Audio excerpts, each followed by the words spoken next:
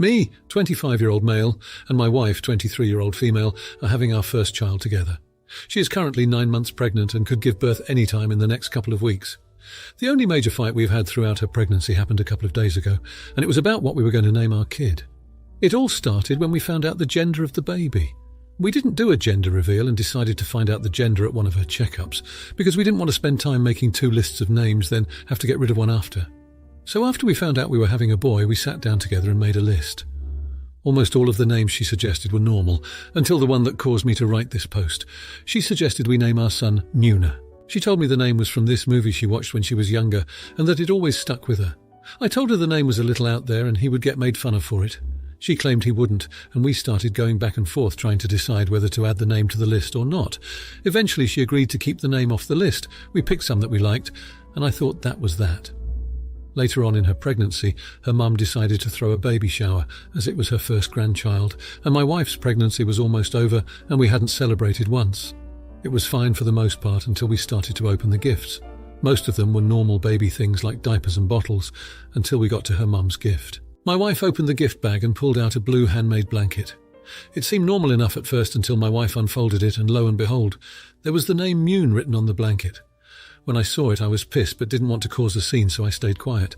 After that reveal, I had family members come up to me and ask me about the name and why I hadn't told them. I didn't know what to tell them, as I didn't have a clue about this either, and just had to embarrassingly tell my family that, which pissed me off even more. Once the event ended and my wife and I went home, I started to question her about the name. She got defensive and told me that it was a good name and that I was overreacting about it. I brought up the earlier points and told her it was a stupid name for a kid, and if she wanted to name something Mune so bad she could use the name for a dog. She got upset and called her mum to come get her. After she left, she called me and told me she wouldn't be coming back for a while. Everyone I've talked to about this has said I'm not the jerk, but now that my wife has been gone and I've been thinking about it, I feel like I could have handled the situation better. Am I the idiot? Now here are the comments. Comment 1. You are not overreacting and not the idiot. Tell your wife this, or better yet, have her read this. Naming a baby is a 2 yes or 1 no situation. You do not name a child something your partner does not agree with. You find a compromise. This is the start of many necessary compromises in life, and it is a total AH move to unilaterally decide on a child's name, despite your partner's misgivings. You need to put your foot down hard on this, because what she is doing is 100% not okay. She's absolutely not mature enough for motherhood if she cannot find a reasonable compromise on this. I am a mum to several kids. There are names I have loved my husband has not, and there are names my husband has loved and I have not. We have always landed on a name that ended up being a great fit for our children. They might not have been our first choices, but it's not about winning. It's about finding a name you both love that will be a good fit for your child, no matter what career they might have in life. And Chief Justice Mune doesn't have any weight. The only thing a name like Mune is good for is if your kid ends up the drummer in a metal band. Comment 2. Not the idiot. Congrats and good luck with everything. I'm also about to give birth and we haven't picked a final name yet. If my husband went behind my back and told his family a name and didn't bother to mention it to me, I'd be livid. Not to mention she told them early enough that they either had time to personalise or hand-make a personalised gift. Names should be 2 yeses. I'm not going to comment on the name, but your wife is TA for making an important decision behind your back, keeping you out of the loop and telling people. That's not okay. Hopefully things can settle down and you guys can talk it out soon. Hope all goes well. Comment 3. This is one of those 2 yeses, 1 no situations. You did not have 2 yeses, but your wife proceeded as though you did, even going behind your back to do so. Maybe it's her pregnancy hormones, but she's very much in the wrong here. Your kid is going to end up being called Moon Moon or something along those lines by his classmates. Kids are mean enough as it is. No need to give them ammo. Not the idiot. Now for the next story. I recently bought a semi-detached house and it's proving to be a lot more work than anticipated. We're having to rip everything down to its framework. My new neighbours are a bit elusive. I know there's at least a dad and a daughter, and the daughter has additional needs. We've been working for 3 months, and she's been having screaming fits every time we work with anything remotely noisy. There is also a son, and I know there is at least a mum somewhere, but I've never seen her. Recently we've moved to the bathroom, which seems to line up with their daughter's bedroom. Now the bathroom has been the worst room yet. Literally everything has to go. Sink, bath, shower, toilet, windows. Even the walls have to go. It's bad. We started 4 days ago. Immediately she started screaming so loud we could hear her over the tools and through our ear protection. When we continued the next day, her dad banged on our door. He explained that she's autistic and we're invading her space. Apparently the vibrations through the wall shook something off a shelf and broke. I apologised, and he seemed happy with that. Later that evening he came back, clearly home from work, and started laying into me and my brother, the one helping me. He called us inconsiderate bastards and left again. Yesterday he was red in the face with rage, asking if we're really that heartless to keep overwhelming her. I did catch sight of his daughter, and she did look distraught, so I apologised again but explained that I have to do it. Today he came knocking again and demanded we move on from our drilling. He explained that his daughter hasn't been able to recover from meltdowns, that it's been a constant battle for days. He and she are both exhausted. I apologised again but told him it was his job as a father to help her cope, and we should not have to hinder our work for a child we don't even know. He left, pissed as all hell, and ever since my wife has been giving me the cold shoulder. We're expecting, and she's calling me a jerk, saying we would expect the same decency when our baby arrives. I understand why the dad is annoyed, but I'm on a time crunch, and my brother and I are basically doing this solo. Obviously excluding the hired help for things I'm not well versed in. We're continuing on with our work, but my wife still isn't talking to me. She called me a weenie, and I've been delegated to the couch. The neighbours also seemed pretty pissed when we left. So am I the idiot? Am I the jerk here? Comments. 1. I'm going to go against the grain here and say, you're the idiot. I should say first, you're not breaking the law, but that doesn't mean you're not a jerk. Many jerks conduct their assholery entirely legally. I was on your side until you said in a comment that you're doing construction work from 5 p.m. to 11 p.m. every night. If your house is connected to other houses and there isn't much noise insulation, then that's such a jerk move. I'd be raging with you if you were doing construction until 11 p.m., even without an autistic child in the picture. Yes, you're probably within your rights regarding noise ordinances, but that doesn't mean you aren't being a jerk. What you need to be aware of is that by doing this, you're destroying any prospect of a good relationship with your neighbours. Not just the one you're having problems with here, but likely with all the surrounding houses as well. You're giving yourself a reputation as a massive weenie, and you, your wife and your future kid are all going to suffer for it if you move into this house. 2. You really tried to bury why everyone is mad with you. You're doing this work until 11 p.m. every night. Of course you're the idiot, where he says he's going until 11 p.m. every night. This also means his pregnant wife never sees OP. He's not helping her with her pregnancy at all because of his self-imposed timeline on moving in. But there's no rush to leave the place they're staying at for free. So he's basically using this work to be able to avoid his pregnant wife all night, and she never sees him. He avoids his pregnant wife by working so late. He's keeping the neighbours up to 11 p.m. with his work. He has no reason to need to work so late other than wanting the project done faster, meaning he's doing this to his wife and neighbours for no good reason. Yes, he's an AH. 3. Info. What sort of hours are you working on things? Some noise is unavoidable with shared walls, and you need to be able to do the work, and they'll need to help their daughter through things.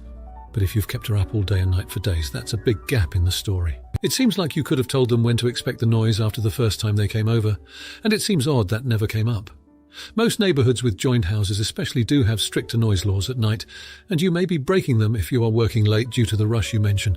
If that's the case, give them some reasonable hours and find non-drilling parts to do at night. There's probably plenty of that as well anyways. Now, for the next story. I, 26-year-old female, am engaged to my fiancé, 33-year-old male, Brandon, and have grown close with his daughter Lucy, 4-year-old female. Lucy's biological mother, Natalie, 30-year-old female, has lost all physical and legal rights to her daughter due to neglecting her severely when Lucy was an infant. Not to get into great detail, but Natalie is addicted to opioids, and Lucy had a withdrawal period. Lucy and I have gotten close as I have dated my fiancé for almost 4 years.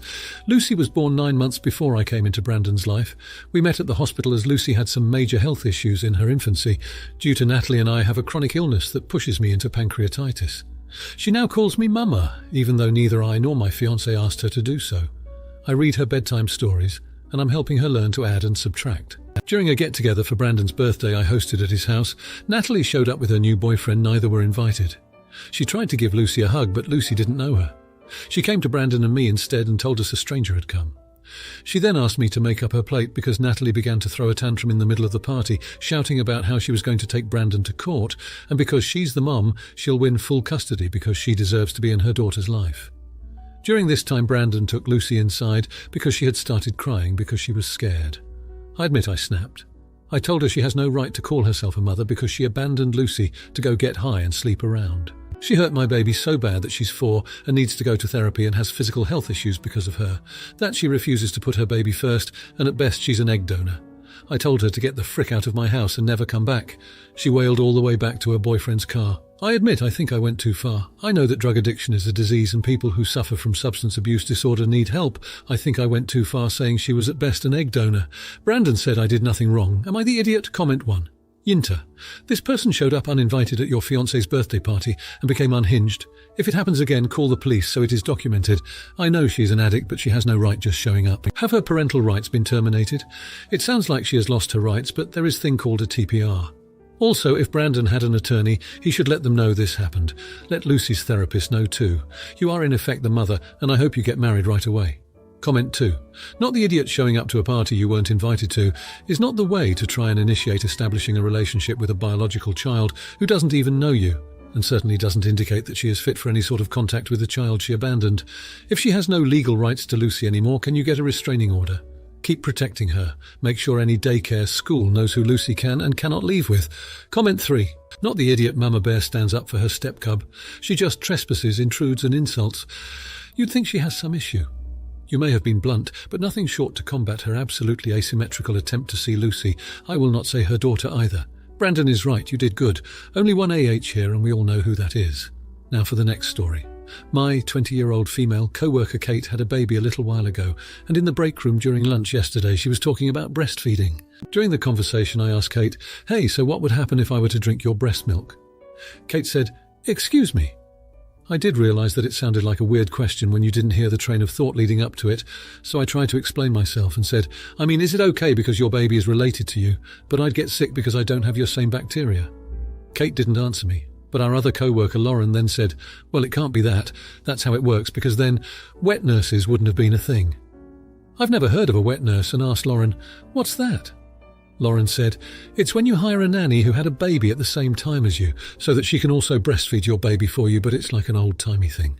So at this point, Kate said, "You guys are being DEC-cares," and left.